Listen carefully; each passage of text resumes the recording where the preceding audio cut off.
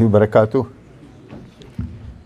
بسم اللہ الرحمن الرحیم نحمدہ ونصلی ونسلم علی رسولہ الکریم اما بعد فاعوذ باللہ من الشیطان الرجیم بسم اللہ الرحمن الرحیم وَأَلْقَيْنَا فِي الْأَرْضِ رَوَاسِيَ أَن تَمِيدَ بِهِمْ وَأَنْهَارًا وَسُبُلًا لَعَلَّكُمْ تَهْتَدُونَ صدق اللہ العظیم۔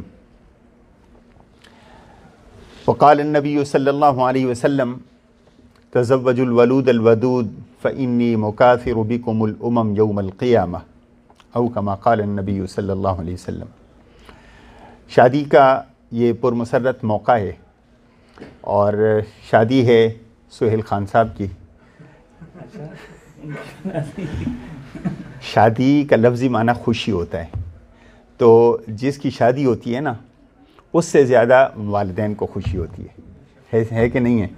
ویسے تو خیر حضور صلی اللہ علیہ وسلم کے والد کی سنت پہ اگر عمل کر لیتے تو اور ہی اچھا ہو جاتا۔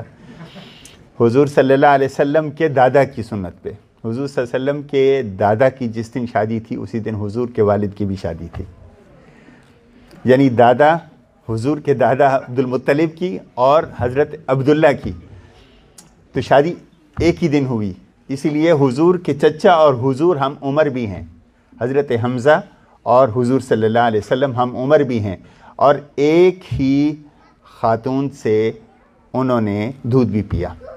سویبہ ایک لونڈی تھی ان سے، ابو لہب کی۔ تو سہیل کو مبارکباد اور حافظ حسین کو بھی مبارکباد۔ ماشاءاللہ شیلی جامع مسجد سینٹرل جو شیلی اسٹریٹ پر ہے وہاں پہ یہ بھی خدمت کرتے رہے۔ پھر ماشاءاللہ جنہوں نے ان کو مسجد پہ لگایا، ان کے چچا، انہی کے آگے پھر انہوں نے رشتہ اپنا جوڑا۔ تو حافظ انور کی بیٹی ہیں ماشاءاللہ، حافظ انور نے ایک کونے میں اور جو فرلنگ کے اندر مسجد ہے، اور سلسلہ برسہ برس سے جب میں شروع میں آیا 20-21 سال پہلے تو یہ وہاں قرآن کریم سناتے تھے، اور تب سے اب تک ان کے ساتھ اس مسجد کو انہوں نے، اس جو چھوٹا سا مدرسہ ہے یا مسجد کہیں، اس کو آباد کیے ہوئے ہے۔ تو ماشاءاللہ اس خاندان نے، جیسا مفتی شیخ صاحب بھی بتا رہے تھے، کہ مسجد کے ساتھ ایک تعلق اور ایک ربط، اور وہ سلسلہ آگے یہ تیسری نسل ہے جو مسجد سے ماشاءاللہ جوڑ رہی ہے اور مسجد کی خدمت کر رہی ہے۔ اللہ تعالیٰ ان کی خدمت کو قبول فرمائے۔ چند باتیں میں شادی کے حوالے سے عرض کروں۔ اللہ سبحانہ و تعالیٰ نے فرمایا وَمِن كُلِّ شَيْءٍ خَلَقْنَا زَوْجَيْن، ہم نے ہر چیز کو جوڑا جوڑا بنایا۔ جوڑے کا ایک معنی ہم یہ سمجھتے ہیں کہ لڑکا لڑکی، یقیناً یہ بھی جوڑا ہے، اور ایک معنی صنف کا بھی کیا گیا ہے کہ مختلف صنف کے چیزوں کو ہم نے بنایا، اور زوج کے ساتھ بہیجہ کا لفظ اللہ نے ذکر فرمایا، زوجم بہیجہ، کہ خوشنما چیزیں ہم نے بنائیں۔ اور خوشنما چیزوں میں سب سے خوشنما چیز ایک خاوند کے لیے بیوی ہوتی ہے، اور بیوی کے لیے اس کا خاوند۔ اللہ نے ان دونوں کو بھی زوج کہا، اور یہ دنیا کے اندر ہی نہیں، اللہ فرماتے ہیں وَزَوَّجْنَاهُمْ بِحُورٍ عِین، جنت کے اندر بھی ہم یہی جوڑا جوڑا بنائیں گے۔ ہاں یہ نہ سمجھے کہ یہاں پہ بھی وہی تو جنت میں بھی وہی ملے گی تو پھر لطف کیا آیا؟ نہیں، وہ انشاءاللہ مختلف ہوگی۔ یہاں جو تھوڑی بہت اونچ نیچ ہو جاتی ہے نا، تکلیف ہوتی ہے، انشاءاللہ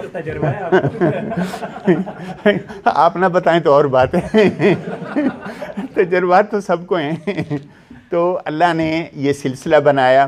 اور زوج کیوں کہا؟ زوج کا مطلب ہوتا ہے کہ جو چیز کسی دوسرے کے بغیر پوری نہ ہو، یعنی کائنات کے حسن میں یہ چیز لازم ہے کہ دونوں چیزیں ہوں۔ گھر کے حسن ہی اس وقت ہے کہ جب زوج بھی ہو، زوجہ بھی ہو، لڑکا بھی ہو، لڑکی بھی ہو، اور دونوں کا میلاپ اللہ نے ایسے رکھا ہے۔ اللہ نے فرمایا مودہ اور رحمہ، یہ دو چیزیں اللہ نے ان دونوں کے ملاپ کے ذریعے بنائیں، کہ اللہ نے اپنے وجود کی دلیل بھی اس کو قرار دیا، اور یہ بھی فرمایا کہ یہ جو جوڑا جوڑا ہم نے بنایا ہے، لڑکا اور لڑکی، اس کے نتیجے میں تمہارے اندر مودت اور رحمت کا مادہ پیدا ہوتا ہے۔ اور یہ حقیقت ہے کہ جنت اگر انسان کو مل جائے اور اگر ساتھی نہ ملے، بیوی نہ ملے مرد کے لیے، اور عورت کے لیے مرد نہ ملے، تو اس جنت کو جنت نہیں کہا جا سکتا، وہ بے سود ہے۔